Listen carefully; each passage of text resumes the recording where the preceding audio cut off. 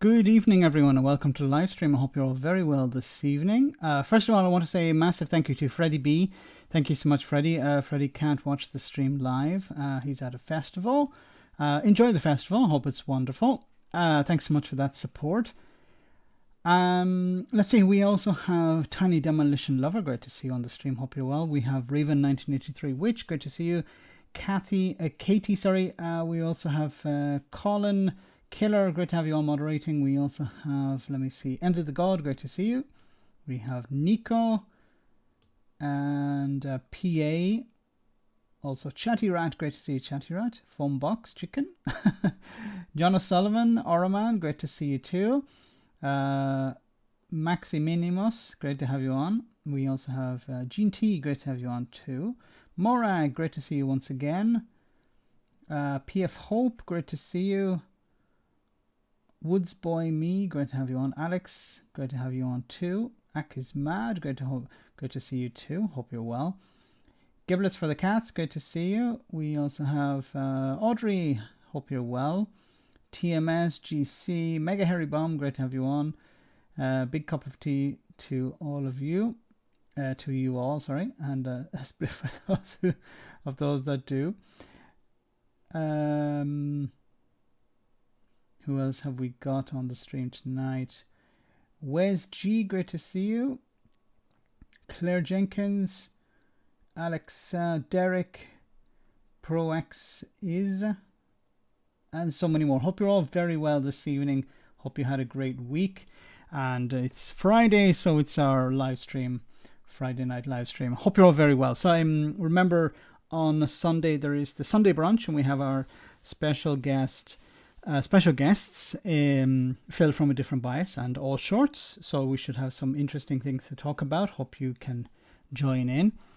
If not, I'll see you next Tuesday, but hopefully we'll see you on Sunday. So a number of different things to talk about. I'm not going to talk too much about the Jubilee. How long is the Jubilee going on for? I have no idea. Is it a day? Is it a week? Is it a month? How long is it going on for? Because, you know, it doesn't seem to be ending. Not a huge fan of it, as you imagine. But I'm not going to talk too much about that tonight. So it'll be quite Jubilee free. But there are a few things I want to talk about. Brexit, and are the Tories turning on Brexit, which could be an interesting scenario. Maybe not completely, but at least there are a number who have been talking about rejoining the single market to undo some of the damage of Brexit. 4 bloody days, Max. So what are we on, day 1 or day 2 at this moment? 4 days, 70 days. That's what it feels like. A year. No, let's hope not. No, 4 days is more than enough. 4 days of flag shagging. I believe the Jubilee lasts till the rest of our life now.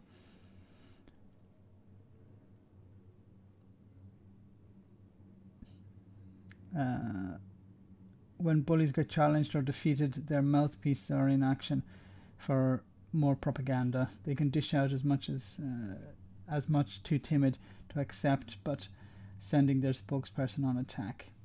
Today is day 2. Thanks, Katrina. So we have 2 more to go. we should survive it.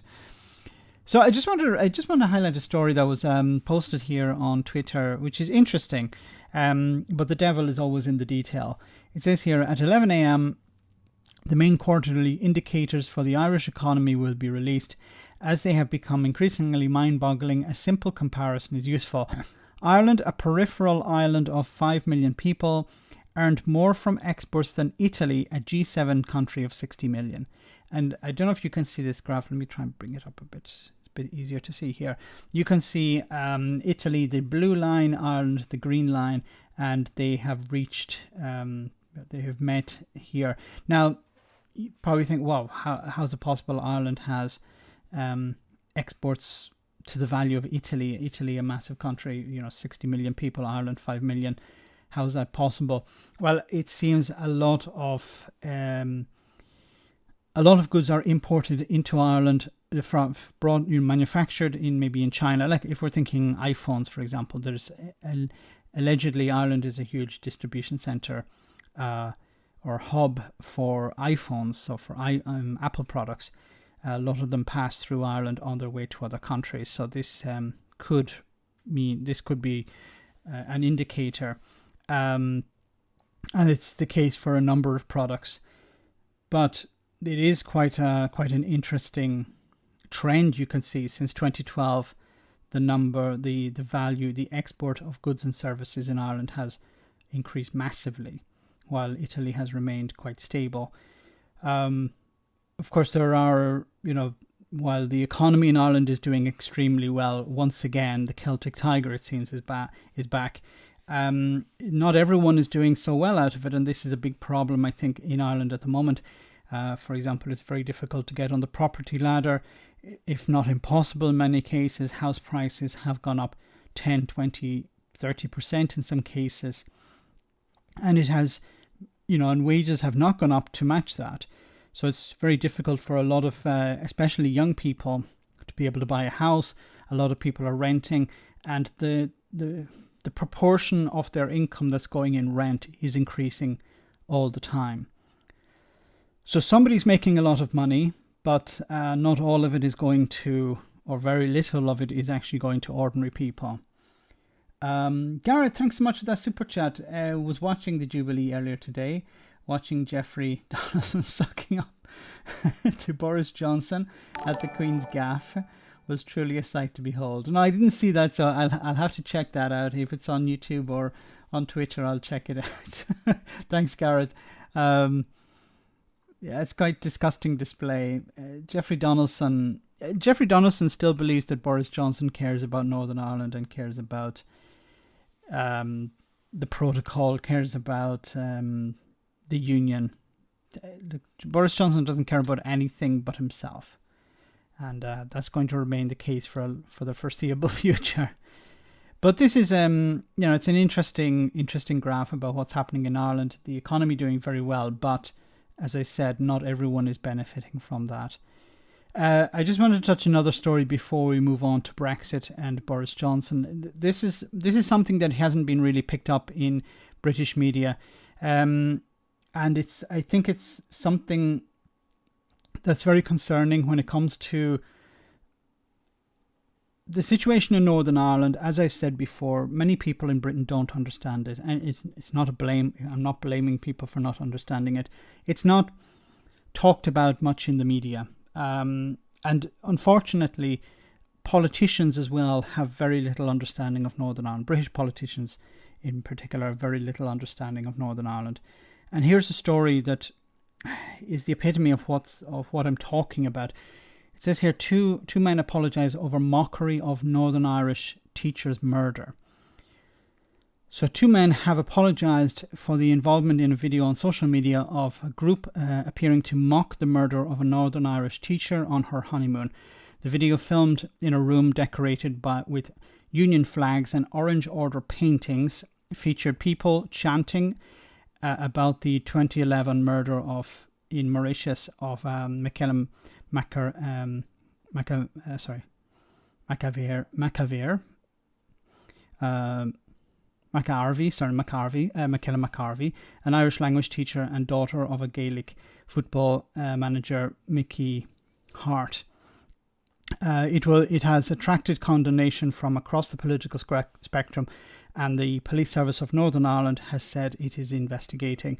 In a statement issued through the PA news agency, John Bell and Andrew McDade said their part in the video was a matter of deep shame and regret.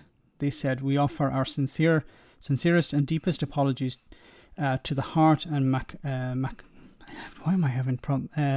McArvey families, and indeed to wider section of the wider society for our actions, which fueled by alcohol can neither be mitigated or excused in any shape or form.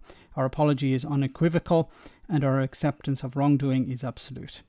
They described the chant as offensive, vile, and wholly abhorrent, and said the video did not reflect those who are or the values of the loyal orders and the wider unionist and loyalist community. They said friends and family had been subjected to online threats and abuse as a result of their unacceptable actions. McCarvey, 27, was strangled in her room at the Legends Hotel in Mauritius after she returned to the room alone and disturbed a burglary 10 days after marrying her partner John. No one has been convicted of her murder. So I'm not going to show you the video, but there's a clip online, you can find it, of these men at an Orange Order lodge, it seems, chanting, singing about the murder of this woman because she was an Irish language teacher and her father was a Gaelic football manager.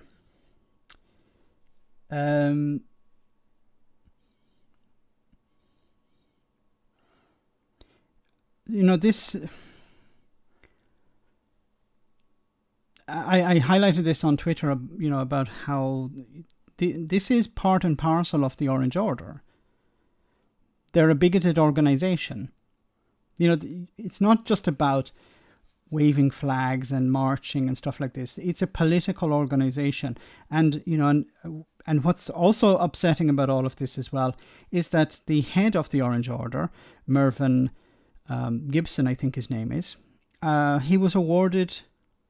what was it, an OBE or a CBE? I don't remember which it was, by the Queen. An organization that says you can't be a member unless you're a Protestant. What if you're a Catholic? What if you're an atheist? What if you're a Muslim? What if you're a Jew? No, you can't be part of this organization. It's an exclusive organization. And why does it exist today? To promote what? What is the culture within the Orange Order? Is it seems to me just hatred. Like what positive, and this is not an isolated case. I remember some years ago there were a number of Orange men who wanted to march in a particular area, and there was an order put in by the Parades Commission saying, look, we'd prefer you not to do it.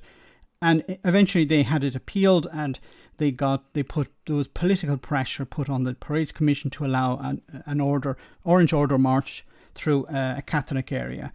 And as they were marching through, they were shouting, they were singing a song called, or they were chanting something called Teabag Teresa. And it later came out that Teabag Teresa was the nickname for a woman, a Catholic woman, who was stabbed in the face about 15 or 20 times. And the people in the area, the loyalist people in the area, had a nickname for the woman who was murdered, and they called her Teabag Teresa. I'm not going to go into the details of why she was called that, but you can probably imagine. Stabbed in the face 15 or 20 times. And people like the Orange Order wanted to march in the area and sing this song to the people in the community. Now, this is some years ago. It's maybe about 20 years ago, maybe even more than that. But these are the type of people we're talking about. Anyway, I want to move on. I just wanted to cover that story there. Anyway, let's move on to something a bit more light, a little bit lighter. Boris Johnson booed as he arrived at St. Paul's Cathedral for Platinum Jubilee event. And you've probably seen this video online. Boris Johnson was greeted by a chorus of boos as he arrived at the Queen's Platinum Jubilee Thanksgiving service on Friday morning. Stepping out of his car when he pulled up to St. Paul's Cathedral in London with his wife Carrie, the Prime Minister was met by boos and whistles by frustrated spectators. Now, this is I didn't actually mention this in the video this morning, or this afternoon, but what's very interesting about this is these are not, Labour supporters. These are not necessarily, Liberal Democrats or members of the SNP or whatever. These are, royalists. These are people who support the royal family, booing a Conservative Prime Minister. It shows how much, his support has dropped.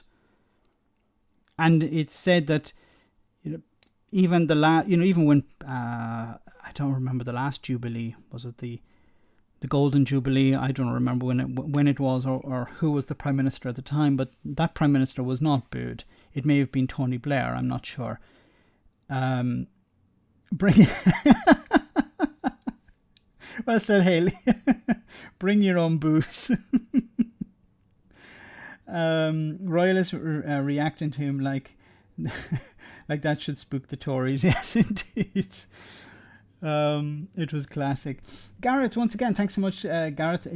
Jesus wept. If you or I were British public servants, I can guarantee that we'd be up the F or of the Mauritian authorities to find her killer. Yes, we'd not be joking about this horrific murder.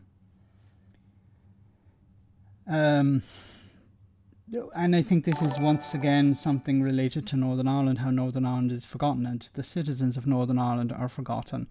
And the fact that this was maybe a Catholic or a member or someone as seen, I don't know her political position. I think it's quite irrelevant, but probably seen, you know, through the prism of Northern Ireland, she was a nationalist. So we automatically ignore those people. And we've seen how, you know, when it came to the Northern Ireland Protocol and Brexit, the nationalists in Northern Ireland were completely ignored, while most of them didn't want Brexit, and most of them want the Northern Ireland Protocol implemented. And of course, they're ignored. Don't want to turn this into something political, but, you know, when we hear about, yeah, we need to listen to the Unionists' point of view when it comes to the protocol, but who the hell listened? Like, nobody listened to anyone's point of view when it came to Brexit. You know, when Boris Johnson decided to go ahead with Brexit, and the Tories went ahead with Brexit, they didn't take the opinions of people of Northern Ireland into account. Thanks, Gareth. AN98, thank you so much for that super chat. After the Queen is gone, will the monarchy have any place in our society? And who do you blame for? And who do you blame more for Brexit? Boris, Farage, or Cameron? Well, Cameron, of course, did it in order to quieten the yahoos within his party. So Cameron is ultimately responsible. If Cameron had faced down the idiots within his party, the extremists within the party, we wouldn't be in this mess now. But, of course, Cameron isn't the only one who's responsible. Also, you know, people like, I would place it first Cameron, but maybe on the same level I would put Farage, because Farage was the one who sort of lit the match at the beginning. He's been banging on about leaving the European Union for a long time. You could say even since the 1990s. And while he was, you know, fringe back then, and fringe until maybe about 20 years ago, he had a pretty significant role to play, and the media gave him a massive platform. So Farage wouldn't have been as toxic, it wouldn't have been as powerful in a sense if it wasn't the media platform that was given to him. And I include the BBC in that. The BBC inviting Farage on almost every week, or a few times a week, to talk about everything under the sun, and he was able to use that platform to convince the public to vote against, to vote, you know, out. And Farage was very good, because what he'd do is he'd make himself available to the BBC. So if the BBC were, you know, had a lineup of guests and somebody had a problem and couldn't attend, Farage would offer himself to jump in as a replacement. So they always kept him as a reserve. And always, you know, it'd be often the case somebody would have a problem, they'd be late, or they just couldn't attend, and Farage would be put in place. And then Farage would use that moment to push his own propaganda and to push the idea that whatever the problem they were talking about on that night, leaving the EU was the solution. And this filtered down, of course, into the public mindset. And what's interesting about this as well, and I'll probably do a video about it, is how up until 2013, 2014, immigration was not really an issue for many people. But it became weaponized in that period. And now, in an ironic sense, Brexit has made immigration no longer a toxic issue, in the sense that people would actually like more immigration. This is the first time in probably 20 or 30 years that the British public would like to see more immigration, not less, because they've understood that being outside the European Union, ending freedom of movement, means that we won't have people to pick the fruit and vegetables. We don't have people to work in abattoirs. We don't have people to drive trucks or to work in the NHS or work in hospitality. And we're worse off because of that. We need these people to come back.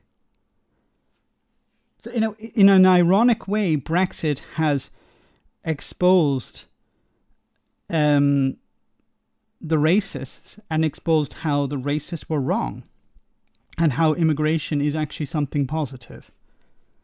Farage and others would have tried to sell the idea that if we end immigration, everything will be much better. And so many people bought into that. Oh, well, what we'll just do is we'll get British people to pick the fruit, or we'll get British people to work in the hotels or work in the hospitals or whatever.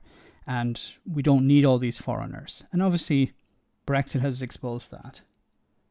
And it has turned people against the idea that immigration is bad. Brexit has done so many things.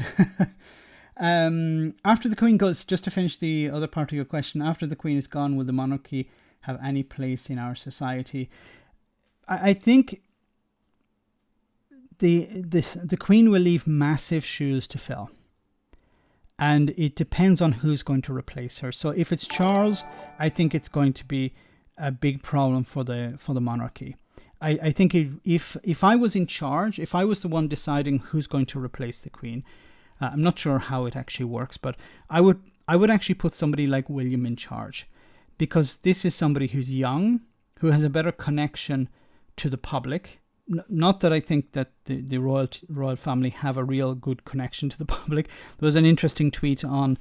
There was an interesting comment on Twitter. It said, "I want to thank the Queen for that wonderful time she jumped. She intervened and forced the government to look after poor and hungry children." And then the comment said, "Sorry, no, that wasn't the Queen. That was Marcus Rashford."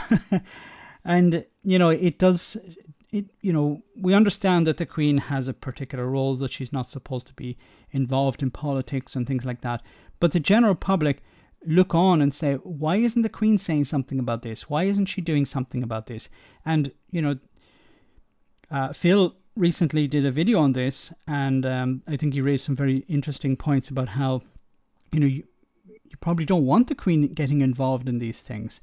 But I think from on a human level, many people are wondering, why is this woman does she not see what's happening to the country? Does she not see what's happening to her subjects? Is she not concerned? Can't she just, for a moment, step out of her bubble and say something? Say, why aren't you doing something about these food banks? Why aren't you doing something about these meals for children? I think that's what many people would want. And, I understand why the Queen is not doing that. But it is frustrating for people who are looking on and asking and wondering why not. But I think probably we've reached the peak when it comes to the royal family in the UK. I think things are going downhill, and it's going to go downhill into two speeds. One is Charles' speed, which will be lightning speed, and the other will be William, which will be a bit slower. So William will be able to maintain some of the attraction of the royal family, but Charles probably won't. And I think its future is very much in doubt. I think the sphere of influence, or the sphere of respect I think this is probably the highest point for the royal family at the moment. After this, it's all downhill. I don't see how, if you consider what's happening at the moment, the chariot, or not the chariot, I don't know what you call it, the coach that brings the Queen around, the gold-plated coach, is worth something like £20 million or £25 million. How can you justify something like that while people are going hungry? While people are, and the same people who are turning out to wave their flags are the same people who'll go back to their flat and decide, okay, do I eat tonight or do I heat the home? Do I pay the bill or do I buy some food? And you can only sustain that for a certain amount of time.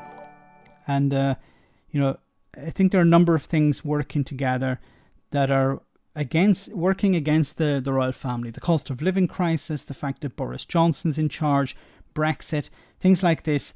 The union itself is on shaky ground. Scotland is on its way out.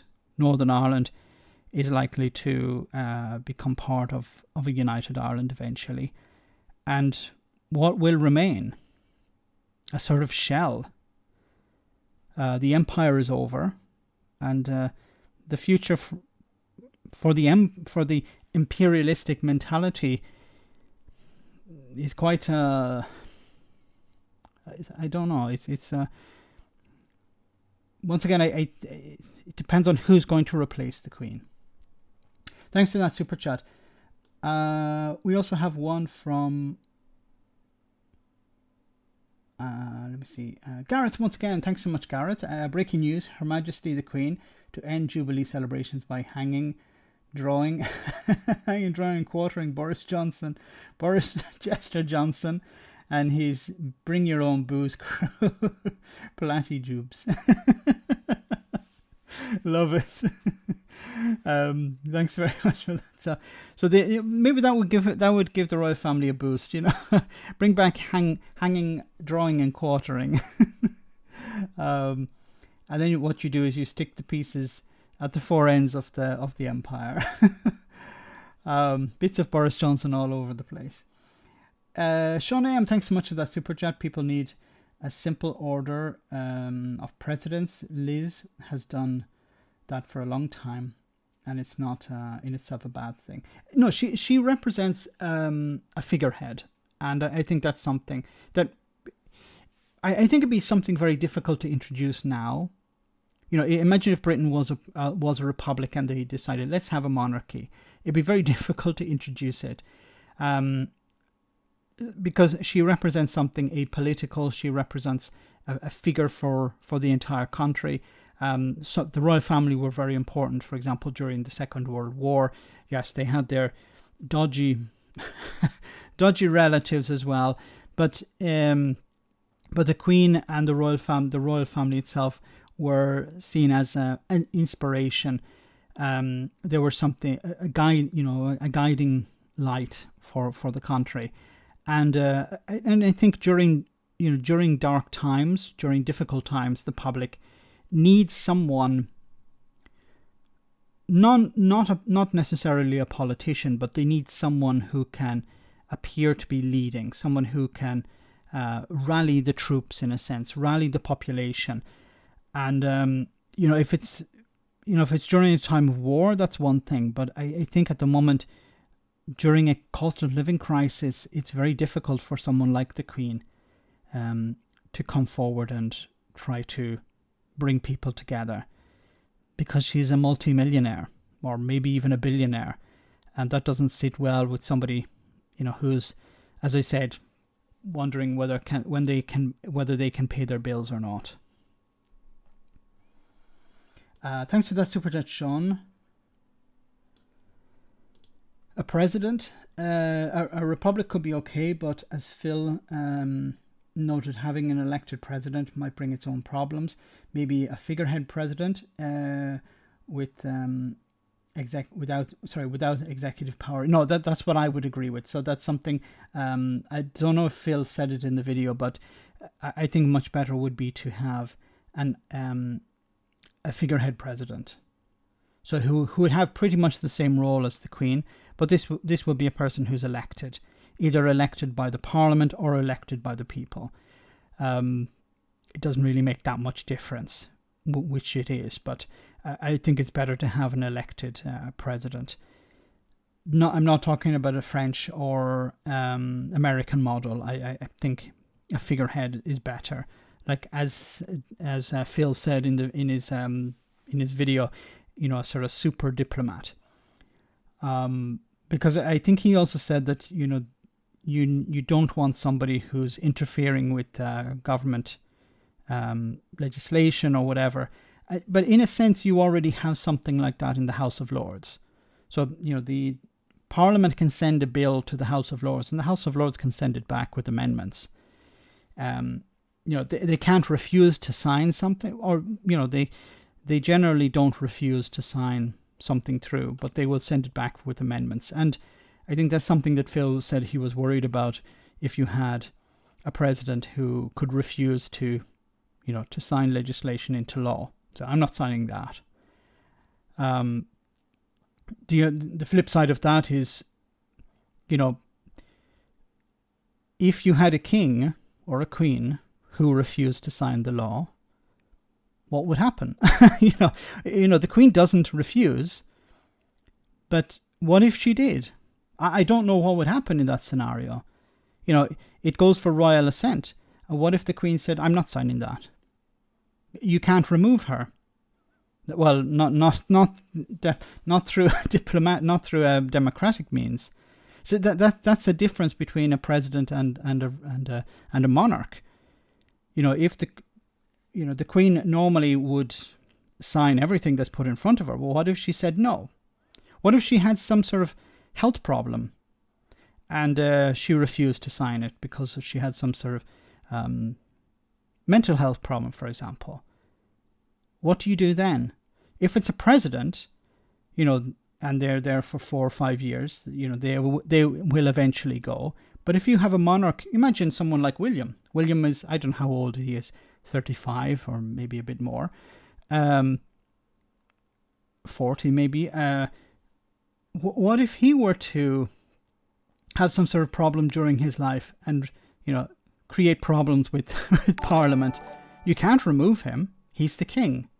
So while I understand the idea that you don't want a despot in charge, you don't want a dictator in charge, or you don't want somebody who's, refusing to go along with Parliament, it doesn't mean that you wouldn't have something like that. George II all over again. Yes, it doesn't matter. It doesn't, as you said, it doesn't mean you wouldn't have that with a monarch. At least you could get rid of the president, in a democratic way. What if she had some kind of backbone?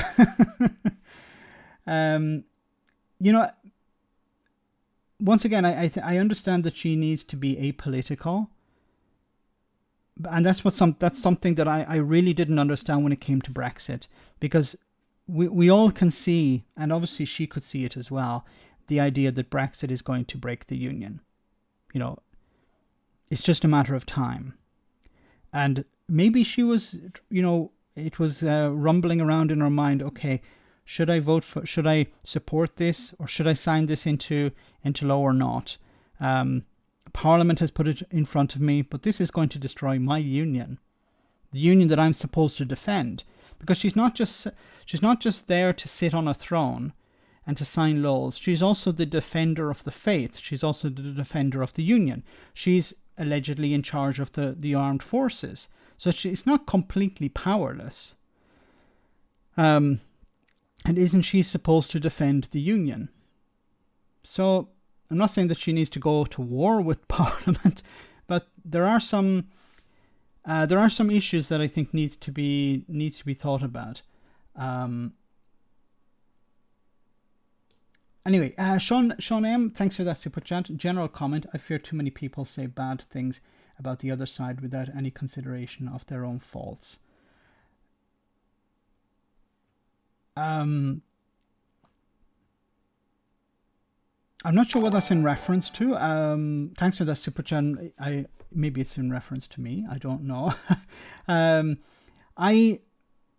think it's always important, but I think you're picking up on something very interesting here about the idea of the whole concept of the echo chamber or the bubble. That what happens with the echo chamber is that we tend to speak into it and we get back confirmation of what we already think. You know, people on the stream generally agree with me. Some people maybe disagree with me. But generally we don't have a lot of feedback from people who disagree with us. And if I continually hear back things like, Max, you're right, you're right, you're right, I eventually think I'm right. Yes, I'm right all the time. And I think it's important to protect against that. And I try to reach out to people who disagree. So, for example, on the main issue of Brexit, I've tried to reach out to Brexiteers,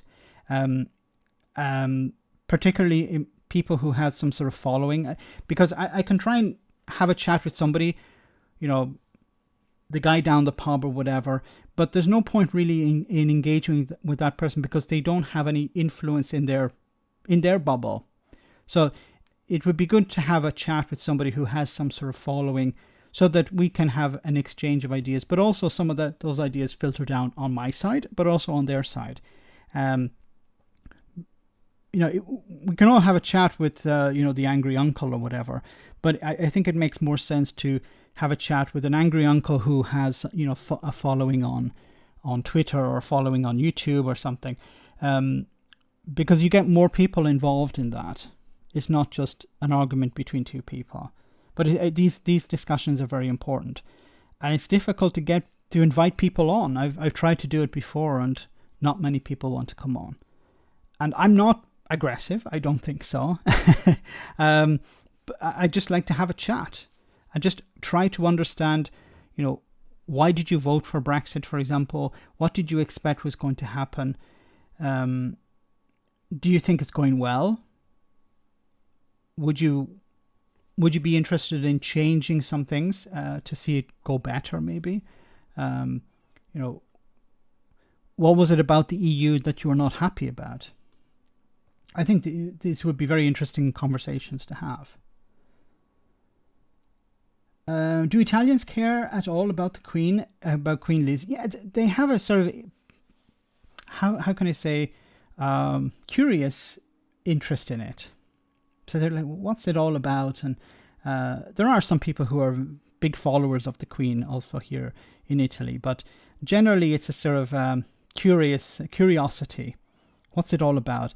Because Italy used to have its own monarchy, and then they ran away after World War II. It was not.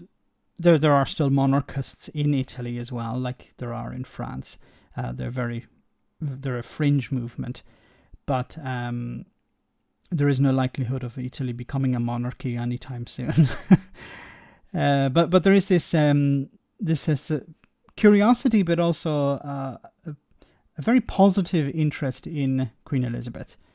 She's seen in a very positive way here in Italy. There's nothing negative, and I think a lot of what happened with Andrew hasn't really filtered down through the media in other countries. I think if you were to ask the average person on the street here in Italy, do they know Queen Elizabeth? Yes, I know who she is. Do you know Prince Andrew? No, not so much. So the image abroad has been quite well protected. Get Jeff Taylor on for a chat, please, Roisin. Look, I've actually left comments on Jeff's channel, but he hasn't responded. So I'd need you guys to reach out to Jeff, because if I go on his channel and I'm blocked, then I can write as much as I want, but and I don't like the idea of challenging people in public. I prefer it was an invite. So I'm not going to put out a video demanding that Jeff Taylor debate me or something like that. I don't agree with those sort of things. They seem more as a type of an attention. It's about seeking attention. For me, it's not about seeking attention. It's about having an interesting conversation, learning something from each other. I think, you know, there are things I could learn from Jeff. Maybe there are things he could learn from me. I don't know. We wouldn't know until we got to have a chat. So I'd definitely be willing to have a chat with Jeff Taylor if he wanted to have one with me. I've done some response videos to him, and I've, you know, been taking, maybe having a bit of fun with him, but, you know, at the end, I'd be respectful if we're having a chat. Sean, it's not personal criticism. Okay, thanks, Sean. I was a bit worried there. No, But as what I said before, it is important that we don't just create bubbles, or we don't create echo chambers, because it blocks us from other points of view. And for example, when I was listening to Phil's video, Phil, I get the impression that he's not a monarchist, but he'd be happy to keep the royal family. And, I disagree with that, but I understood his point of view, and I respect it. And that's while we're on the same, we have the same opinion generally when it comes to other things. This might be something that we disagree with, but there's respect in that disagreement. Thanks for that super chat, Sean. Anyway, let's just read quickly from this. So stepping out, during an awkward 15-second walk up the stairs where senior royal dignitaries and politicians were making a second day of celebrations to honour the Queen's 70-year reign, Johnson appeared unfazed as he smiled and nodded. A handful of people in the crowd behind him could be seen clapping, and there were some high-pitched cheers. When the Labour leader Keir Starmer arrived minutes later, the crowd remained quiet.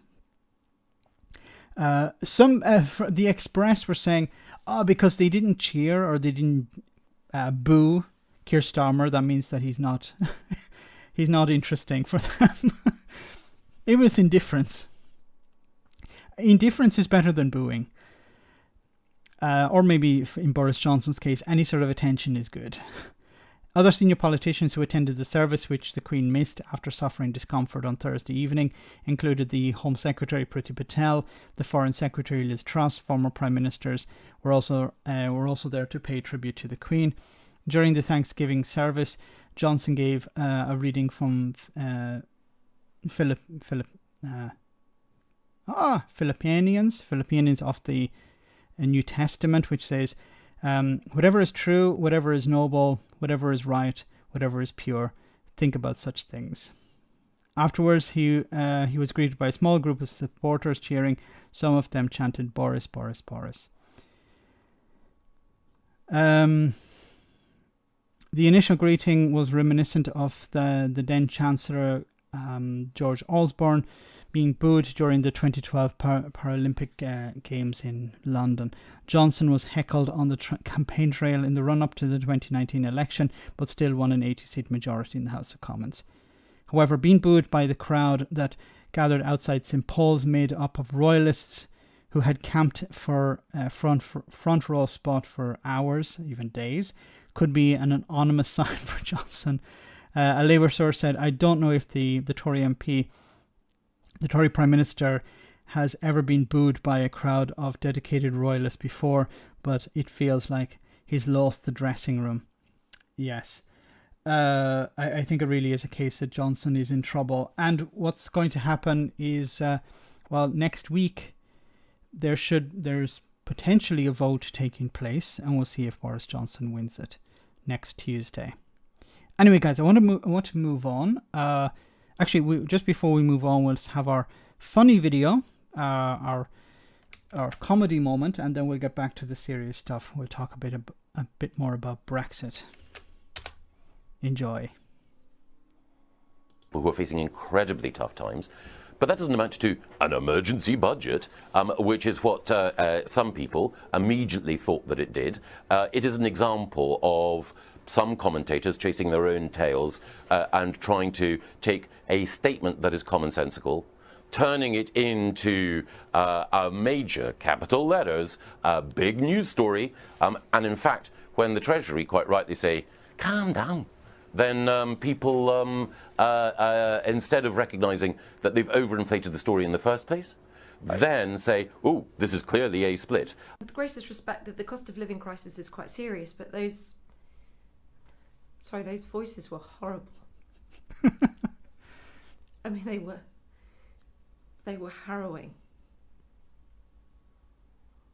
They were harrowing. Yeah, exactly. No big deal. Well done, Rosie. Oh, Michael Gove. Anyway, let's move on. A senior Tory MP calls for UK to rejoin EU single market to ease cost of living crisis.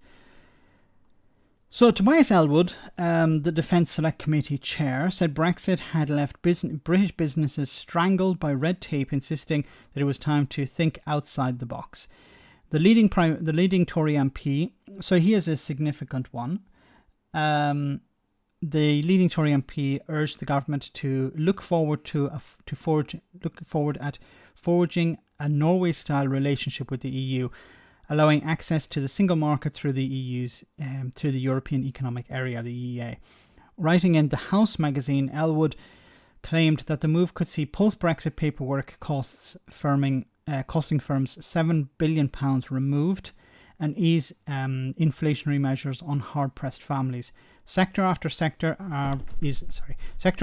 is being strangled by the red tape we were supposed to escape from, said the Tory MP, arguing that Brexit had not turned out to be what most people imagined. No, well, in a sense, we were trying to tell you this, and the response from most people, most Brexiteers, none of that's Project Fear. Everything will be wonderful. There'll be sunlit uplands. Everything will be fine. They need us more than we need them. The German car industry will come to our aid. That didn't work out, did it? Speaking about his proposal on Times Radio on Thursday, Mr. Ellwood said, "I'm daring to think outside the box. That's what we need to do at the moment, given the economic situation we face." He added, "It would strengthen our economy because it would remove so much red tape, it would ease the cost of living crisis, and it would settle the difficult Irish question on the Northern Ireland Protocol." No, I don't think so, because he's talking about the single market and not the customs union, and it would make it much easier for UK businesses, but it would not resolve the issue with the Northern Ireland Protocol. But David Frost, Number 10's former Brexit negotiator, denounced Mr. Ellwood's surprise call. The hardliner said Mr. Ellwood's intervention shows Brexit is not really safe in his hands or his allies. Brexit is going so well, David Frost can't even come up with a benefit. And now he's criticising people who are saying, well, why don't we try something different? Senior Tory backbencher Mark Harper also rejected the idea, tweeting, "No, the UK voted to leave the EU." Yes, but he's not talking about, okay. "That meant leaving the single market and putting an end to freedom of movement. The end." No, that was not on the ballot. There was nothing about leaving the single market and the customs union. When it came, or ending freedom of movement, when people vote, many people voted for different things. Even, was it Daniel Hannan was saying, a leading Brexiteer, now a member of the House of Lords, was saying that nobody's talking about leaving the single market. So, was Daniel Hannan lying, or did Daniel Hannan not understand? Which is it? Labour has been keen to avoid talking about Brexit, yes, of course, given that the subject has caused significant electoral problems for the party in large parts of the country. But backbench MP Stella Creasy, chair of the Labour Movement for Europe, praised Mr. Ellwood for speaking out, adding, "For the sake of jobs, peace and equality, the UK must discuss our future with Europe." Treasury Minister Simon Clarke, this guy's an idiot, said he was pleased to reassure Mr. Ellwood that Britain would not be rejoining the single market, claiming the move would extinguish half of the freedoms that make Brexit so important. What freedoms? What benefits? Mr. Ellwood acknowledged that being in the single market would mean signing up to the freedom of movement, something that many Tory MPs were determined to avoid in the years running up to the final Brexit deal. Yes, because if you would have to allow freedom of money, people, goods and services if you join the single market. But if you allow the freedom of movement, so this is the thing, this is the problem with the issue of freedom of movement. It was sold to the public as open borders, that we don't control anyone coming in. And that's not what freedom of movement is. But freedom of movement would resolve a lot of the problem. Now, it wouldn't immediately resolve the problems of staff shortages.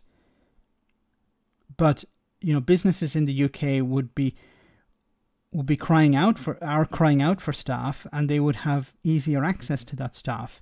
It wouldn't resolve immediately, because a lot of people, who would normally be doing this work have probably found jobs elsewhere.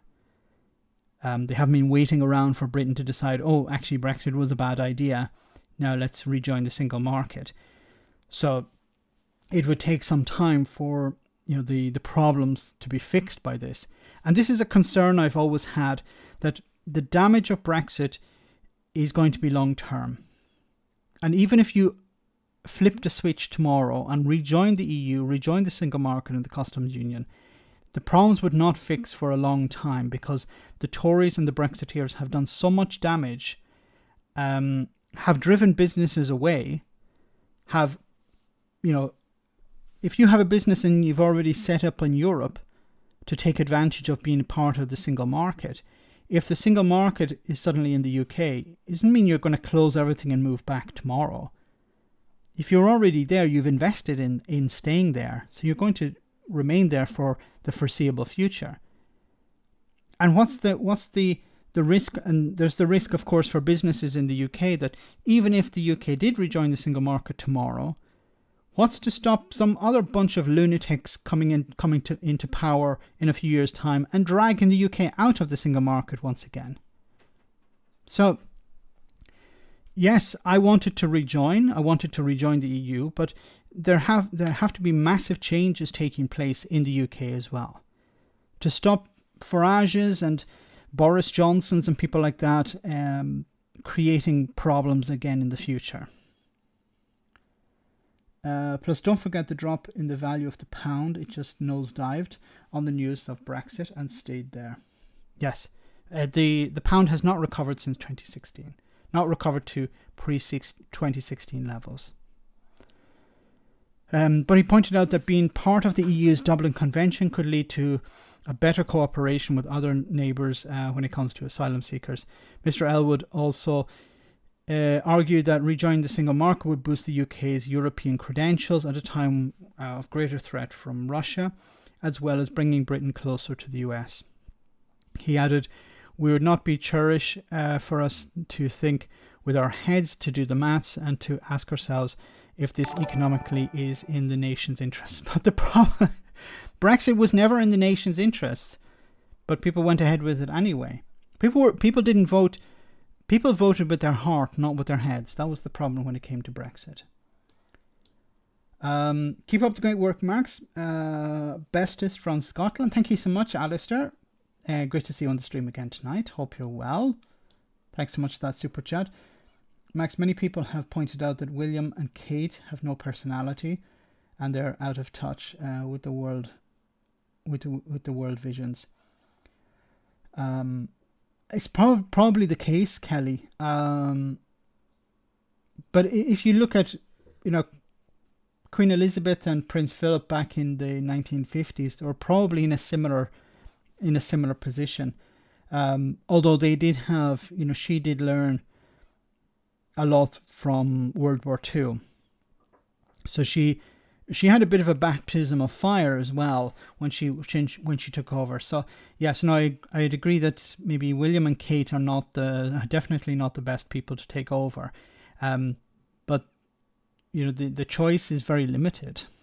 It's them or Prince Charles.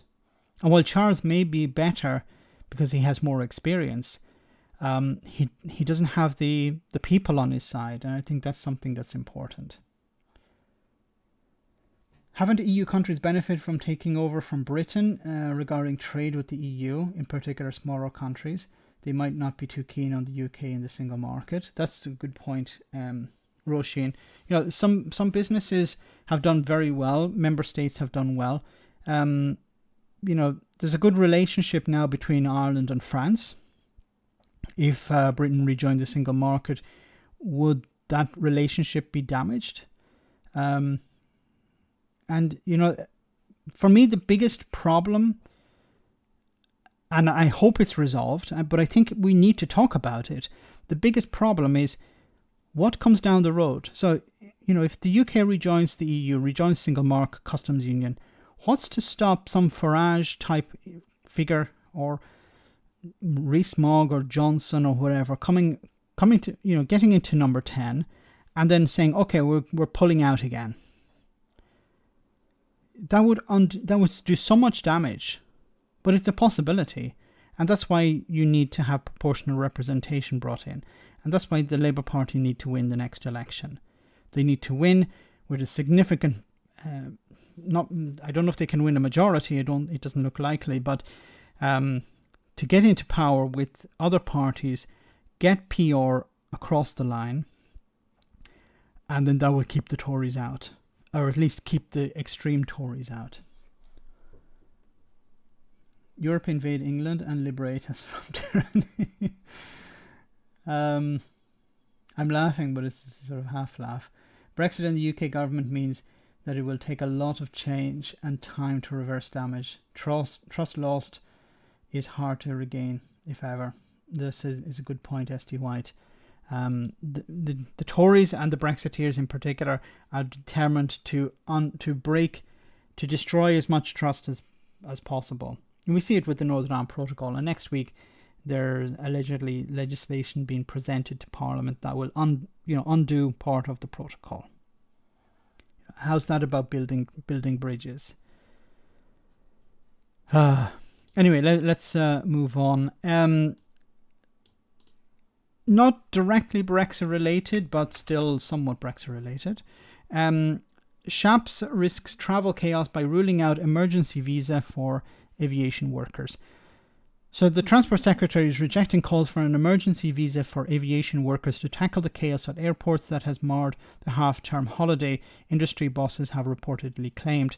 Sources in the sector speaking to the BBC accused Grant Shapps or Michael Green or Sebastian, whatever, of ruling out failing shortages on ground and air staff by amending the government's shortage occupation list. So the shortage occupation list is a way for certain sectors to be able to get access to staff because they're an emergency, because there's a shortage of these workers, they are important, and they should be given priority. The HGV, the haulage sector, tried to add drivers to the shortage occupation list. The Home Office said no. This is, in a way, because of the ending of freedom of movement, it means there are a shortage of workers, and you can't get round that. And it's difficult for airports and airlines to hire staff from abroad because there are more and more checks, there's more and more red tape.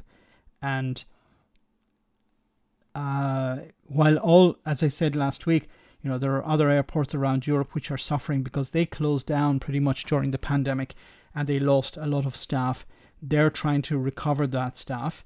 It's difficult, but they are doing it. The problem for the UK is being a third country, being outside the EU, having ended freedom of movement is more difficult. It's an extra level of problems.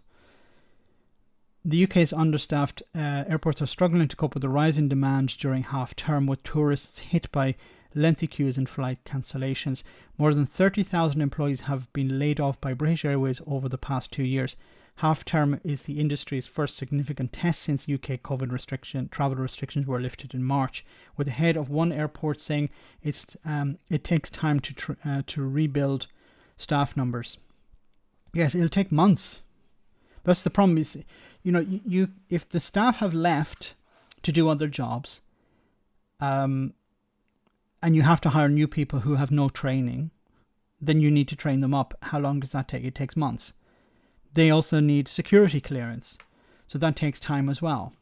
And if you're talking thousands of employees, they all have to be processed, and that takes months as well. So these problems are not going to be resolved overnight. They could take up to a year to be fixed. There's a problem and of course the government don't want to get involved. As I said before, it's all about just let business sort it out. But business can't sort it out because they need these staff. They can't get them from British workers. They can't get British workers to do these jobs, either because they're not available, they don't have the skills, or that they're not in the areas that are where the workers are, may not be where the airports are. The Department for Transport and the aviation industry has set up a group to discuss mitigating travel issues in time for the summer holidays. Privately, bosses have questioned why some people, including chefs and ballet dancers, are entitled to a skilled worker visa, while aviation employees are not. Ian Costigan, the interim managing director of Manchester Airport, said, "Since the turn of the year, we have worked to recruit people we need to support the recovery of our operation. This takes time due to the lengthy background checks and training involved, but we have been really encouraged by the levels of interest. The airport has recruited 340 people this year and a further 500 undergoing security checks." Shapps met aviation industry bosses on Wednesday afternoon to discuss the travel chaos. Afterwards, he said recruiting strains on the sector do not excuse poor planning and overbooking flights that the airlines cannot service. He said he has also conveyed concerns that airline passengers were being unfairly sold tickets for holidays that they could not go on. The GMB union, which represents many aviation workers, accused the Transport Secretary of being disingenuous over the comments, given that the issues with staffing levels have been on the radar for a long time. But this is typical of Grant Shapps and the government, where they just pass the buck. Oh, it's not our fault. Typical Tory response to everything. It's not our fault, it's someone else's fault. Yes, we created this problem because it's the ending of freedom movement, but we don't want to fix it. Because if we try to fix it, then we'd have to identify it's a problem. If we identify it as a problem, then we have to identify Brexit as a problem. And we can't do that. This is the big problem here. All of these stem from Brexit. And you can't criticize Brexit. Well, Tobias Ellwood didn't actually criticize Brexit. He just said, here is a way to get around some of the problems we have. If we rejoin the single market, we can remove red tape. But he never criticized Brexit. He never said it was a bad idea. That's the problem. Even Tories who are suggesting fixes or workarounds will never criticize Brexit. And, if you can't criticize the core problem, then it's very difficult to fix it.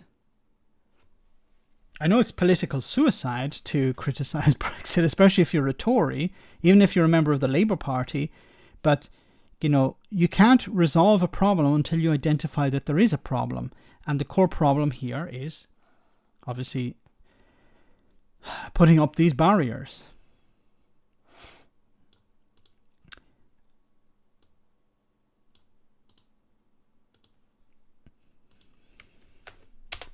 Another story on Brexit.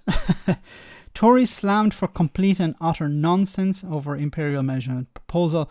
The post-Brexit move by Boris Johnson has been seen by many as backward step and complete and utter nonsense, with the supermarket chief warning it increased costs. Earlier this week, Conservative Minister Stephen Parkinson suggested to convert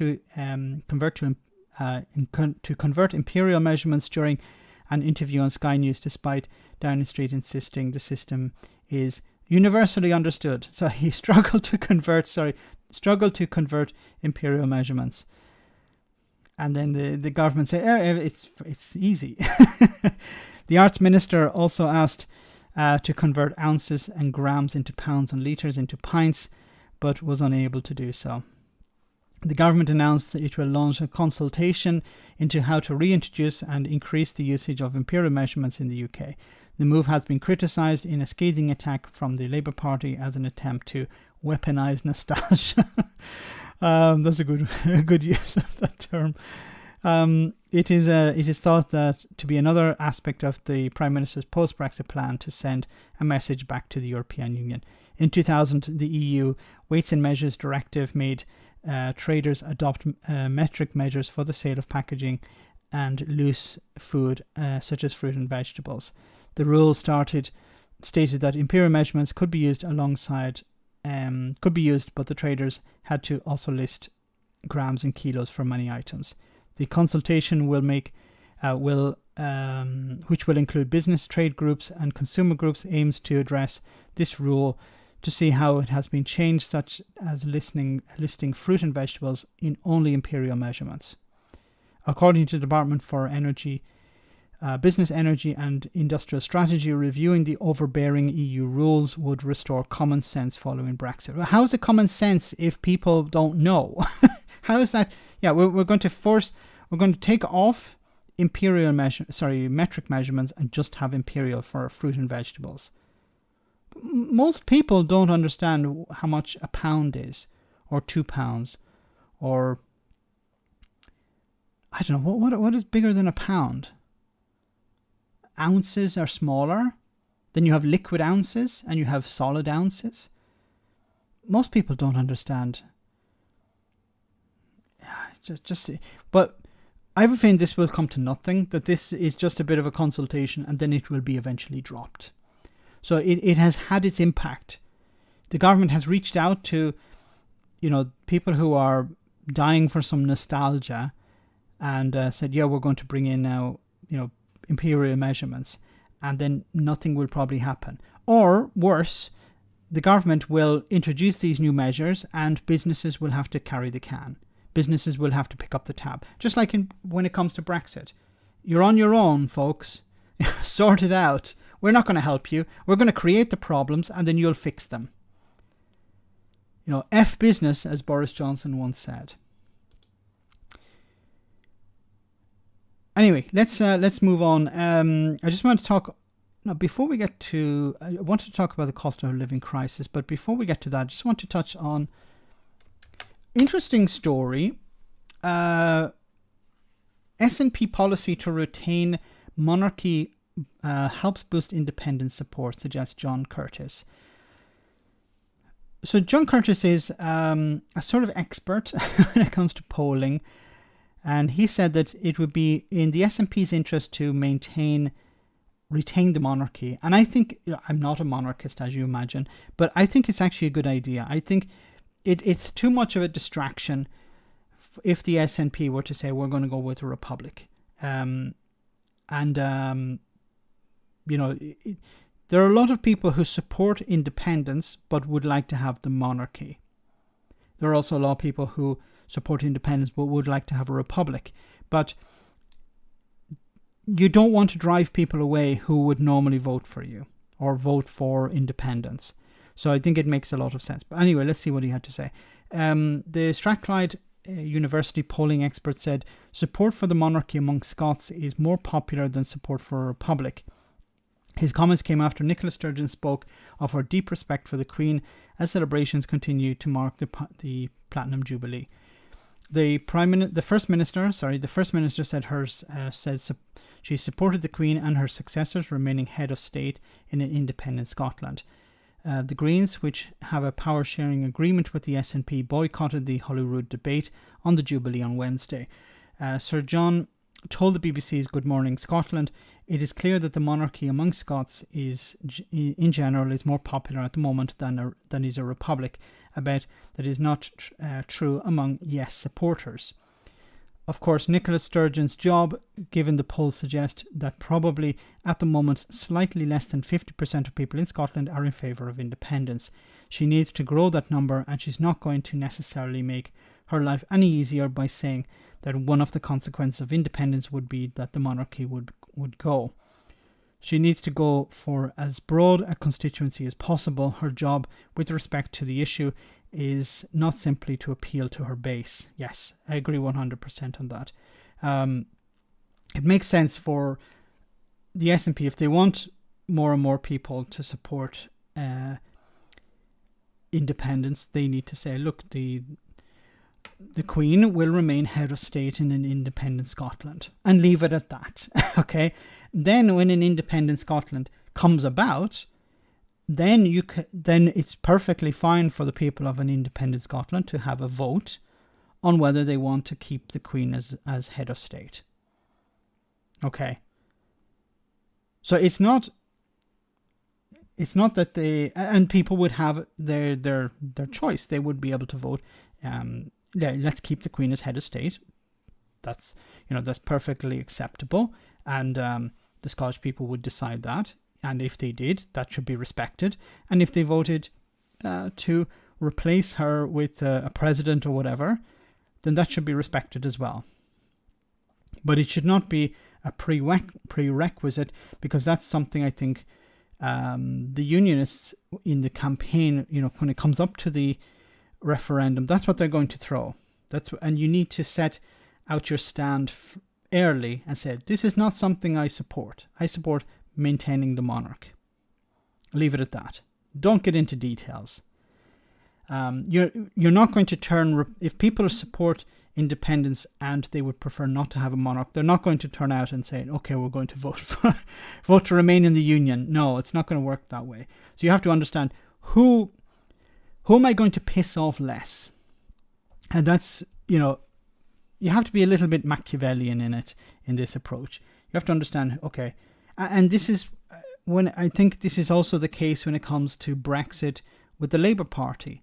The Labour Party know that people who would like the UK to rejoin the European Union and vote Labour are, not very happy with the stance the Labour Party is taking when it comes to Brexit, but they're not going to go and vote Tory. So if you want the UK to rejoin, then you're going to vote for the Labour Party. If you're in England, the Labour Party or Liberal Democrats or Greens, but you're not going to vote Tory. There's nothing on the horizon that gives any indication that the Tories would support rejoining the European Union. So, in a sense, the Labour, I don't like it, but I understand the approach. And the Labour Party at the moment are not criticising Brexit because it will just cost them votes. So they're saying, okay, we'll just keep our mouth shut on Brexit. It's not good. It's not good for the country. But in order to win, you need to appeal to as many people as possible. And you need to piss off as few people as possible. You're going to piss off some people, but it's best to piss off people who are going to vote for you anyway than piss off people who might vote for you. It's disgusting, but that's the way things work, unfortunately. But that's interesting, and we'll keep an eye on that as things progress. So I want to move on to the cost of living crisis, because this is, you have the Jubilee on one side and you have the cost of living crisis on the other.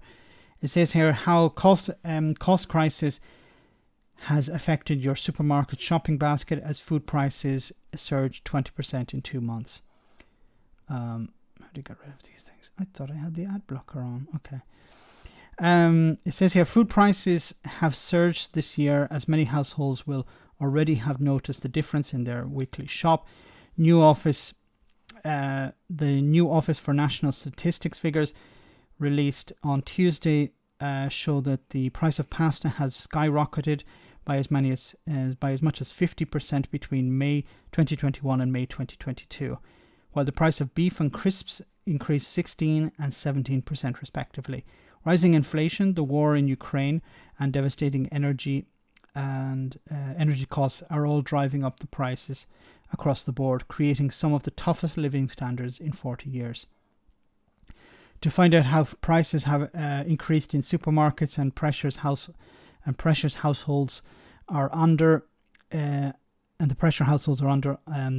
1st of April, we sent our reporters on their weekly food shopping. 2 months later, this is how prices have changed on everyday essentials. So they say here pasta is up 20%, milk up 11%, butter up 10%, bananas up 8%,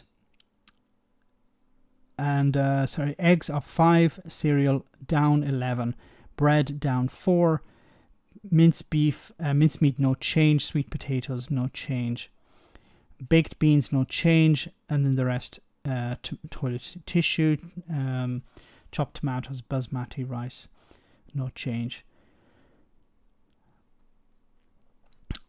So it's many things, as it said here at the beginning. Where is it? Past the 20%, and pasta has become, a staple for many people. Related to this, I just want to show you this video.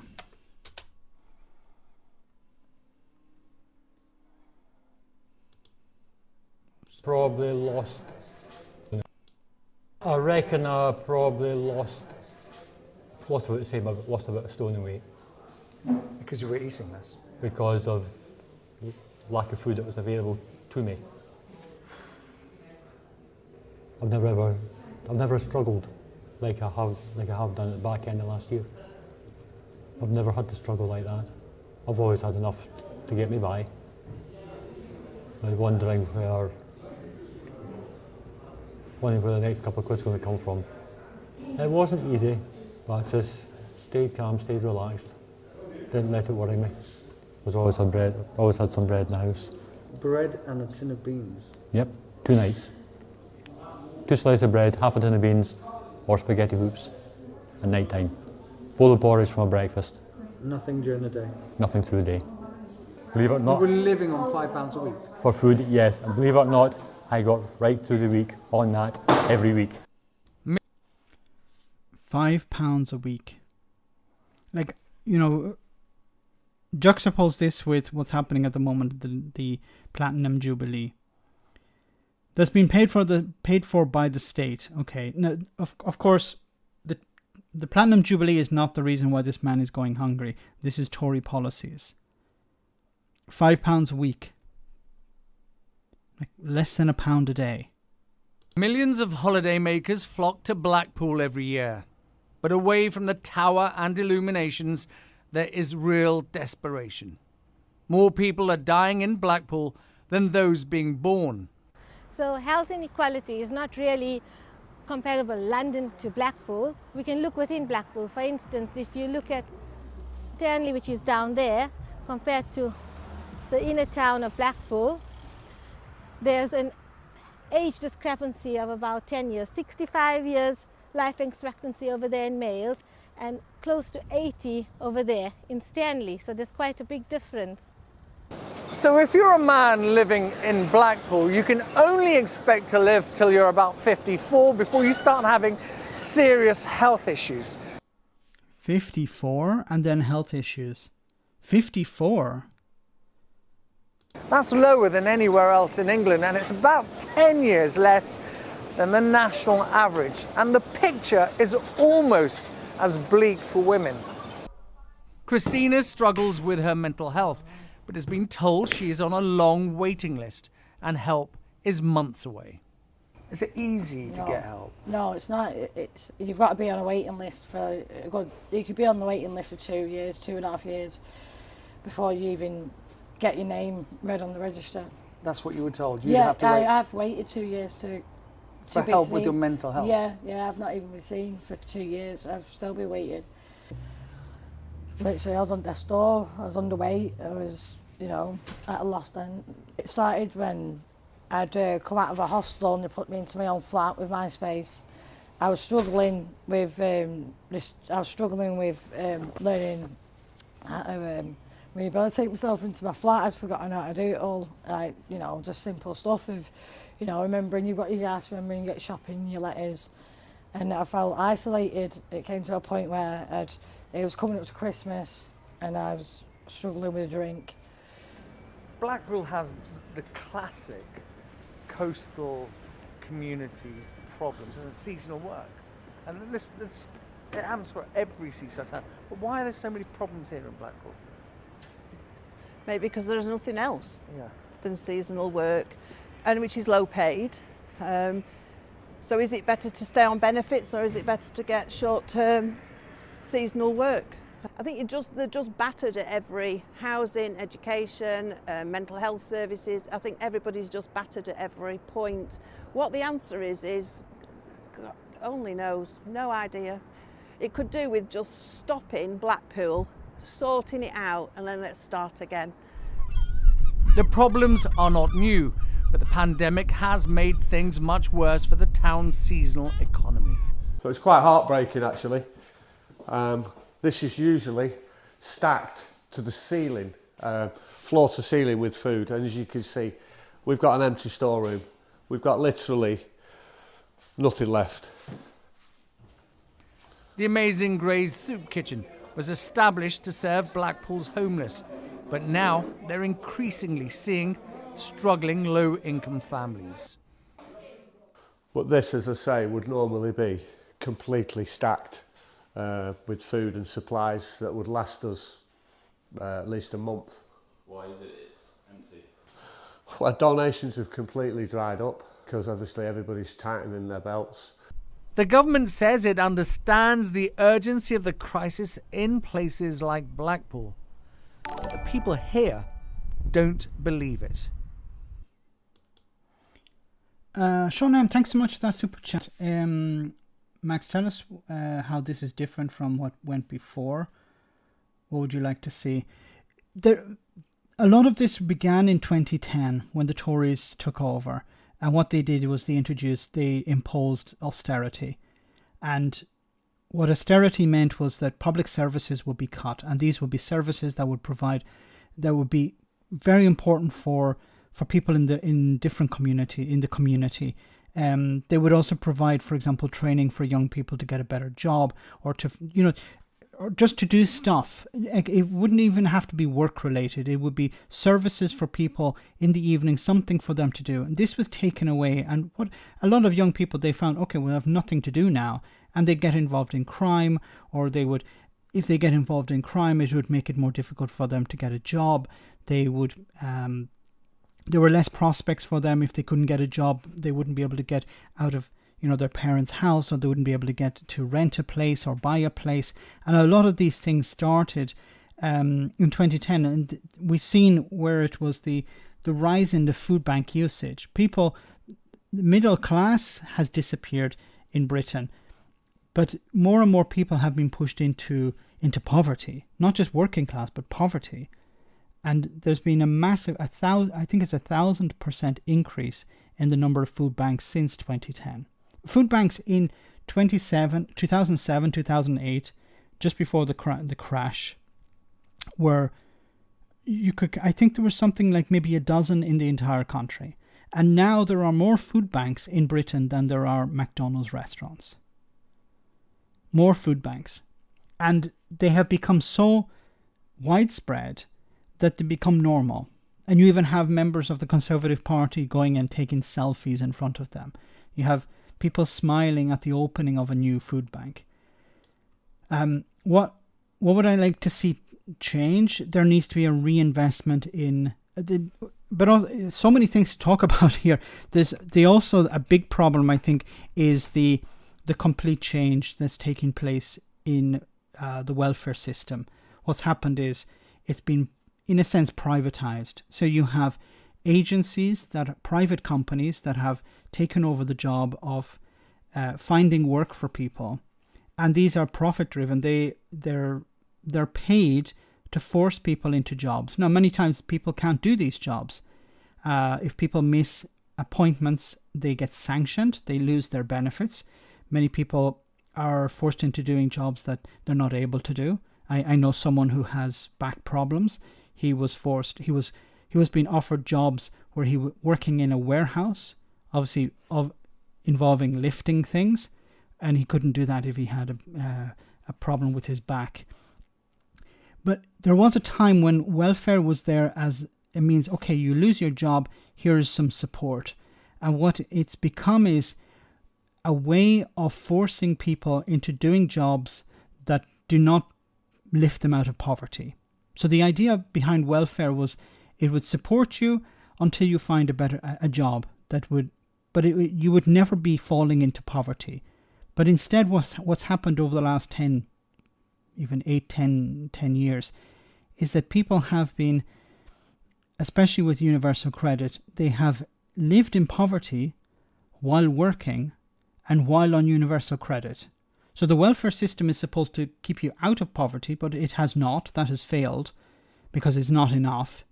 And people who have been working are not earning enough. Maybe they're on zero-hour contracts where they can be, they don't have a set number of hours. They can be called up, come into work now, we need you, to work in a restaurant or something. Come in now. You arrive there, there's a change, we don't need you anymore, go back home. And you're not paid for the hours that it took you to get there or to stay there. You can be laid off at any moment. how are people, this is all pretty new. How are people supposed to, eventually buy a home or start a family or something like that if you're living in that sort of situation?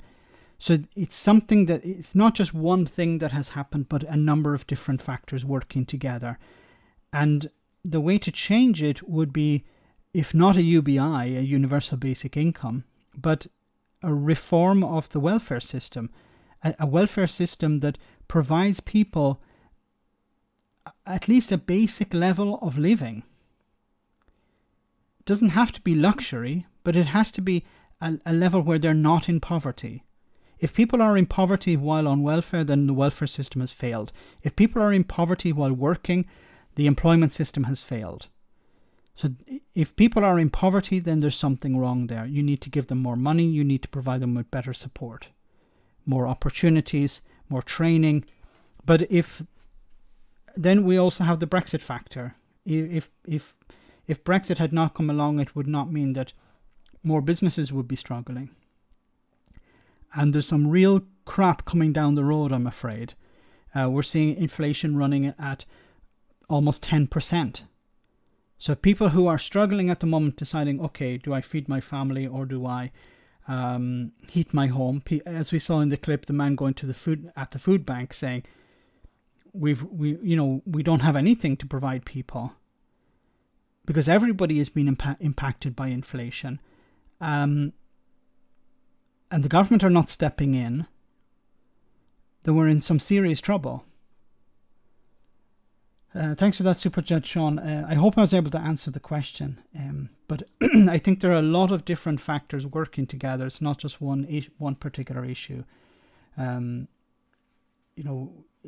I think it stems from austerity. It's a political decision. It was a political decision by the Tories to send money to financial institutions, but not into the pockets of ordinary people.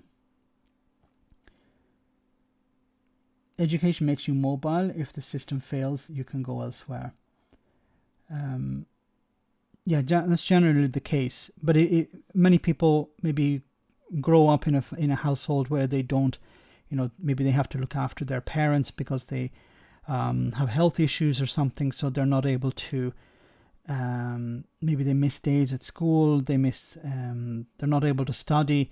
They have to spend time looking after their siblings or their parents. This makes it more difficult for them to get on in life as well. Universal credit isn't enough to survive on.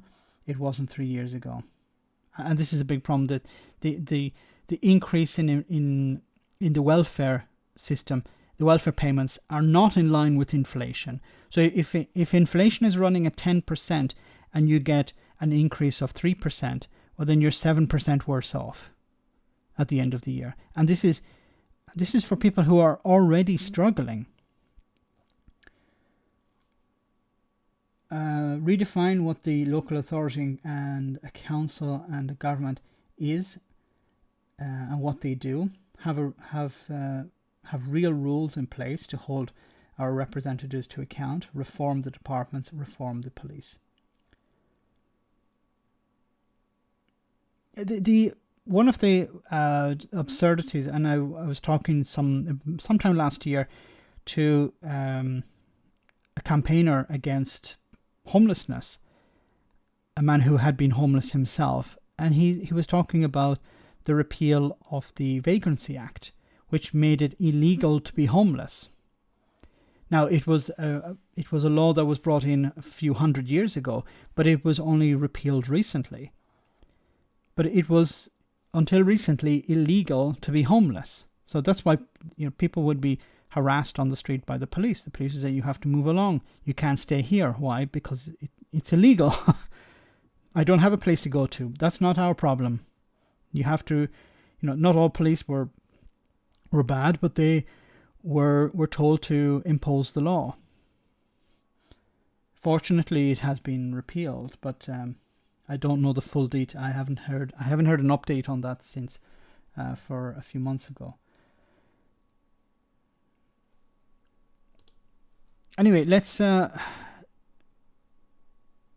wanted to touch on another story.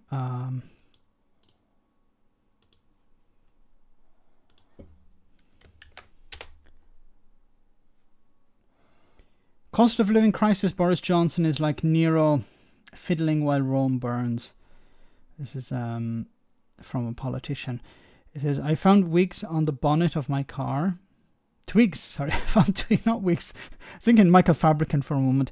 I found twigs on the bonnet of my car, so I think pigeons are back to nest right above it. Hence the discarded building material, and I look forward to the inevitable large droppings to follow. The tree wasn't pruned this year, so there will be better canopy and hence a much more luxurious residence. The mice which in winter scratch inside the old cottage walls might have migrated for the summer back to beneath the shed and into the walls of the small dyke. Must be two separate tribes, I guess. Mr. Smokey, rescue cat, keeps the situation under control, utilizing the age-old feline skills. Take a close look at your cat and you'll see King of the Jungle, which is good news for pest control. The bad news is the looming energy and food bills. Rishi Sunak, no doubt to take our minds off Partygate, has introduced some financial help for the winter, but it's finger in the dike stuff. I recall inflation in the 1970s rising well above the upper 20s when the winter of discontent as strikes became endemic. You can't beat inflation by exorbitant pay demands, though I understand why they're being made. It fuels inflation and the weakest are left even further behind. Pensioners and those on benefits and low income suffer even more. We need instead investment to create jobs and work our way out of this crisis. There are plenty of tasks needing attention: public housing for starters, affordable rented homes, and homes with inbuilt energy saving insulation. That's where I started, in an Edinburgh Council house, and now I'm and when I married, a council house in Galloway.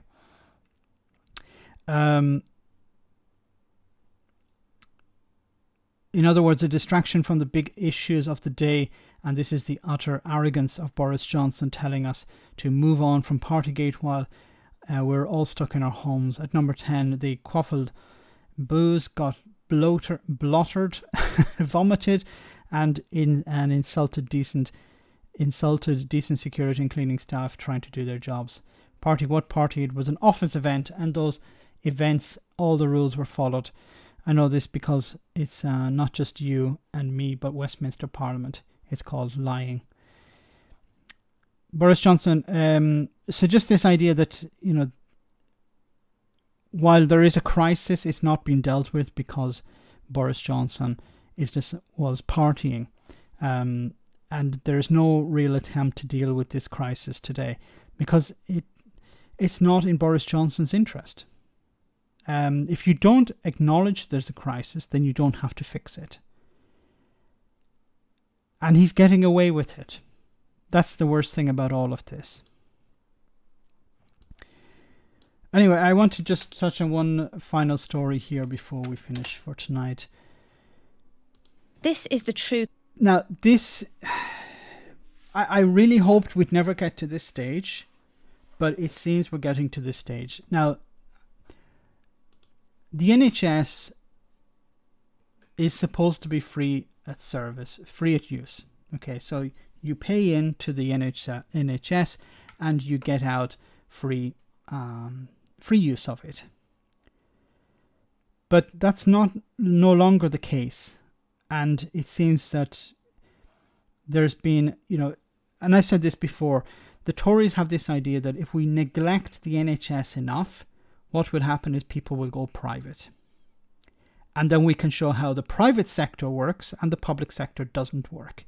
And this helps us privatize other parts of, for example, the NHS. So I want to this just to give you a warning before we see this video. There are some pretty disgusting images, distressing images as well in this picture, in this video. Something that may not be for everyone's taste. But I think it's important. This is in regards to dentistry, how NHS, the NHS has been so underfunded over the last number of years. It has pushed more and more people because they can't get access to an NHS dentist, they're going privately. But obviously, if you go private, there's a cost, and the cost is pretty eye-watering. Cost of the crisis in NHS dentistry that has been building for over a decade. Once she gave me the treatment plan, I burst into tears and ended up having a panic attack in the seat because it's just so expensive. It came to a total of £1,065. £1,065 for dental work. Okay. Now, if somebody's on universal credit, how are they supposed to pay for that? You say, well, just go to the NHS. But if, as I said at the beginning, there are fewer and fewer NHS dentists, then where do you go? You wait. Like, if you have problems with your teeth, you can't wait a year, 2 years, 3 years. You have to have it done as soon as possible. Otherwise, it gets worse. And we'll see some examples of that. And that was just a start, because she did say that might not fix the problems. Patients in extraordinary pain, unable to get treatment unless they can come up with the cash to go private. Lydia's had 3 fillings fall out and has a wisdom tooth growing into her cheek. She lives in Somerset, an area known as a dentistry desert, where getting an NHS appointment is near impossible, and it's pushing people to the edge. I actually had an overdose of painkillers because the tooth pain was so bad that I just didn't want to be awake anymore. So I didn't really care what happened if I took too many. If I died or just didn't wake up, it didn't bother me. Far from a one-off, this is becoming commonplace across the country. James is in Bury St Edmunds and has a broken tooth.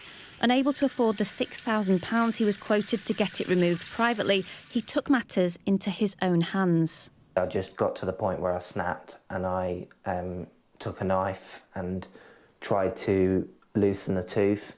Sadly, I sort of slipped and I've cut the inside of my gums, and then obviously there was loads of blood. If something's not done soon, it's going to happen again, because I need help and no one can help me. It's clear. £6,000. You know, and what happens? Well, he tries to do it himself. Obviously, he's not a dentist. He damages his gums and he ends up having to go to hospital. And this is not the way to deal with issues like this, because it puts extra strain on the NHS. Because, you know, for routine things like this, they should be done by a dentist, not an NHS dentist, like a hospital dentist. Somebody in hospital. That should be for emergencies, for very serious issues, not just to remove a broken tooth. Exclusive numbers given to Sky News show that pre-existing pressures on the dentistry industry intensified hugely when the pandemic hit. COVID restrictions saw the number of NHS appointments plummet, with an estimated 43 million lost, including over 13 million for children. So we could offer you a private appointment. Are you in any pain at all? At this North London practice, they do still offer new NHS appointments, but they're one of the only places in the area that does. OK, Michelle, so just a check-up today. Everything OK for you? Yeah. Dentist Lenda Cruz warns that years of underfunding has forced many of his colleagues out or into private practice. NHS dentistry is dying, he says, and it's the next generation that will suffer most. The most common reason why children end up in hospitals is for extractions, for general anaesthetic extractions. So it's horrendous. We're in the 21st century. We're the 5th richest nation in the world, yet we have a system where people are taking their own teeth out. It's Victorian values, and the government has just watched this happening. They've been asleep at the wheel. Back in Victorian. People taking teeth out by themselves. Look, I've said this before. This is not by accident. This is by design. The Tories are not interested in making sure that there is correctly funded public services, because they want to push more and more people into private practices, into the private sector, because they eventually benefit from that as well. In Suffolk, a desperate mother who wants to remain anonymous hopes that the situation will improve for her 3 young boys, none of whom have ever seen a dentist. She has 3 sons who've never seen a dentist. Once again, this is not acceptable, but this is by design. My eldest did have problems for a little while. He actually got an abscess on one of his teeth and I couldn't get him in anywhere. And obviously he was only 7 at the time. And, you know, for a 7-year-old to feel that pain is awful. You know, he didn't know how to cope with it. I can see why, you know, parents and children, you know, were just desperate to get out of pain and pulling their own teeth out. She knows firsthand how bad things can get and has shared these pictures with us to show how her teeth have deteriorated over many years. So what's her message to those in power? Please, I'd beg, you know, I've been waiting, you know, years just to get even registered, to be seen and to be, you know, have a checkup.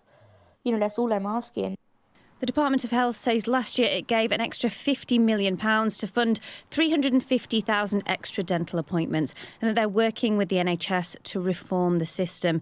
But for those in pain now, will it be enough? Lisbeth. In pain now, not in pain 6 months' time.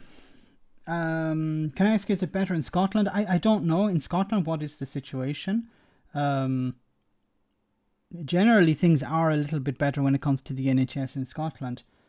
But I don't know if there are the same sort of problems. Now, of course, there is the impact of the pandemic, which has meant that there are massive backlogs. But it's not acceptable that people are removing teeth themselves. I can't even imagine like what that involves. Tooth infection can be dangerous. Yes, you could end up with septicemia and dying from that. In my area, you cannot get a private treatment, let alone on the NHS. I've been told by local training hospital might have slots come September. Like, if you can't get it on the NHS and you can't get it on private, you have to go to a hospital, a training hospital.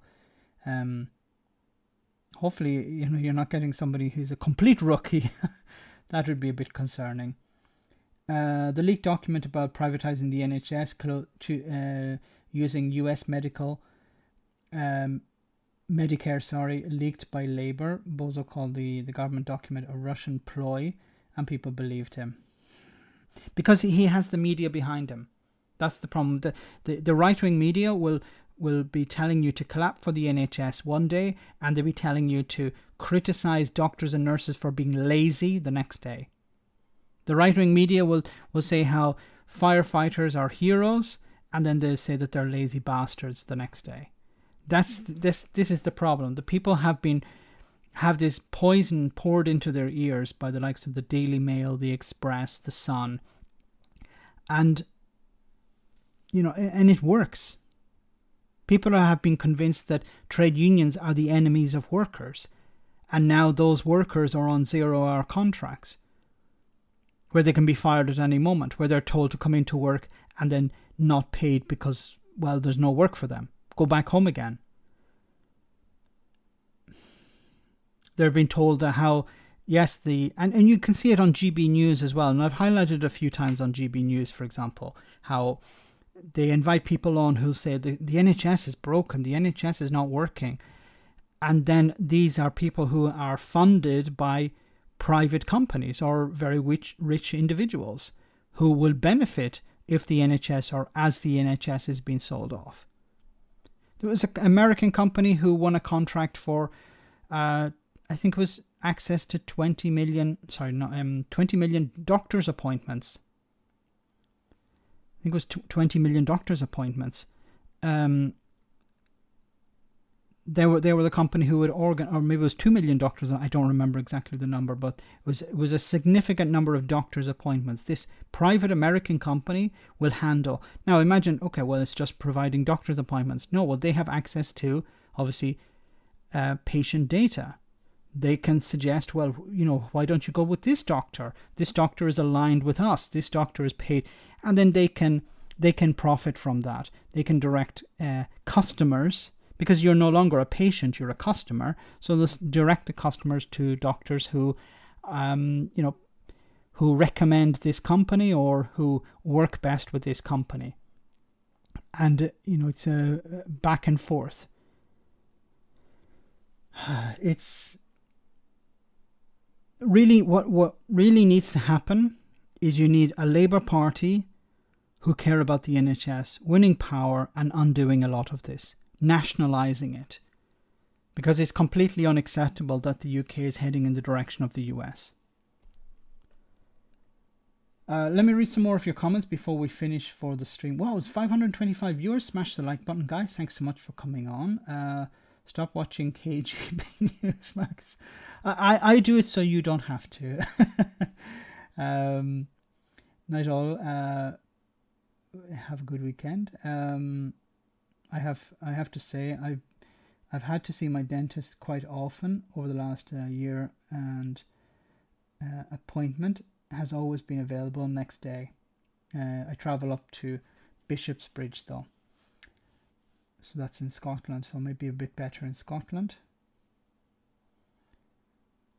An American profit-making insurance company owns GP surgeries serving 1 million people. Thanks for that clarification, EGF. I remember reading about it some time ago. English NHS is basically a brand now. The privatisation of the NHS has to be reversed. Yes, Woods boy. But you need a political party that cares about that, and I'm concerned about some of the wording, some of the rhetoric that's coming from the Labour Party at the moment. I think it was West Streeting who said something like, "Yeah, we need to have the private sector involved as well because they provide efficiency." No, not when it comes to healthcare. They can be involved in the development of the technologies, but when it comes to providing care to people, it has to be the public service. It can't be private. There can't be a profit. We need private pharmaceutical companies to produce the pharmaceuticals.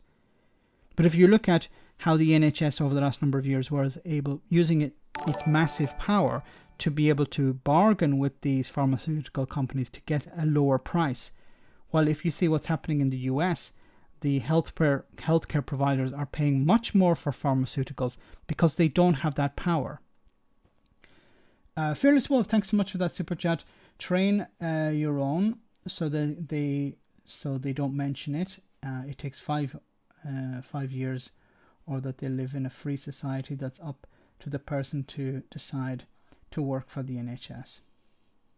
Train our own, yes. I really hope, thanks so much for that super chat, I really hope that it's a case that the NHS, the privatization can be stopped and reversed. Otherwise, as I said, it's going down the American road, and we do not want to be reading stories about people refusing an ambulance because they can't afford it, because the ambulance service has been privatized. That's the most shocking thing I think about the American healthcare system, that people are going to hospital in taxis because they can't afford to go in an ambulance, because either their insurance doesn't cover it or they don't have insurance. Labour is a mess, unfortunately. I really hope that they can sort themselves out. So guys, sorry to end in such a bit of a downer, but I really hope that some of these things can get sorted. We need to put pressure on those responsible. And the first step is to get the Tories out, and hopefully next Tuesday we'll see some movement on that. So guys, I want to say thank you so much for everyone who came on tonight. Thanks for smashing the like button. Thanks for all of the super chats. Greatly appreciated. Hope you can, if you're on Patreon, jump onto Discord after the stream. And if I don't see you next Tuesday, see you on Sunday with Phil and All Shorts. We'll have our Sunday brunch, also Political X. Hope you can join us on Sunday. Should be a very interesting chat. In with just before the end, number 3. Thank you so much for that super chat. We need a national unity government, and we dare not wait until the next general election. Unfortunately, I don't think the numbers are there yet. because the Tories still have an 80 seat, more or less an 80 seat majority. That needs to be, I think a general election needs to come first. Unless you have mass defections from the Conservatives to the Lib Dems or to the Labour Party, but we've only seen one this year, so unfortunately I don't think it's going to happen. I think a general election will come first. Dare to dream, yes, dare to dream, all right. So guys, before we finish, let's have our one for the road, and then I will bid you good night. Enjoy. As the Minister for Brexit Opportunities, pies in the sky and thinking brackets wishful, I asked a select group of the very top minds in the country for their help in identifying the best benefits available to us now that we've left the grip of the European Empire. And who were these top minds? The readers of the Daily Express. It gave them something else to think about other than Princess Diana and whether a contestant on a quiz show was a little bit too colourful, if you get my meaning. How many ideas did you receive? Over 2,000. And how many of those 2,000 were usable? Well, I have to say I was a little surprised at how many different ways you can say send them back or string them up, okay? But once we'd filtered out the more out there ideas, we were left with absolutely dozen of suggestions. Absolutely dozen. Okay, 9. But you know what they say? Quality over quantity. So what are your favourite ones? Well, now we've taken back control, we can finally have some slightly more powerful vacuum cleaners. Why is that particularly important to you? Have you tried cleaning up after a party recently? I mean, obviously I haven't either, but I'm sure that the staff at Downing Street would appreciate something with a bit more oomph. I hear that vomit is very hard to clean off expensive wallpaper. Anything else? Yes, here's a few more. Remove temporary workers' rights. Simplify holiday pay. Simplify. Fancy word for reduce. Oh yes, simplify the need for PAT testing in offices. That just sounds like you'd be taking away employment rights and making workplaces unsafe. Well, put it this way. If their office burns down because of some dodgy wiring, you need employers to be able to sack people more easily. It's just basic common sense. Do you really think this is what people voted for in 2016? Allow people to drive bigger vans without a licence? What? That's another great idea. Also, reduce the time it takes to train a pharmacist or a paramedic, so when you crash your massive van, you'll be treated by a plucky beginner. That's the kind of Britain I want to live in. Do these ideas really make up for the huge economic hit that Brexit has already caused? Well, possibly not entirely, but that's just the start, you know? In fact, we've just started a new partnership between Saga Holidays and everyone with a Union Jack in their Twitter bio, which I'm sure will bring in non-metric tons of the good stuff, right? And failing that, we've always got send them back and string them up. Thank you, Minister. Next up, as the United States reels from yet more mass shootings, we speak to a Republican candidate for Congress who thinks that fetuses should be armed, surgeons should get shotguns, and is projected to win his district in November by 10 points. I love the one with the carpet, removing vomit from carpet. So guys, have a great weekend. I hope to see you on Sunday. If not, I'll see you next Tuesday, same bad time, same bad channel. As always, stay safe, and for those of you on Discord, on Patreon, I'll see you on Discord after the show. Good night. Take care.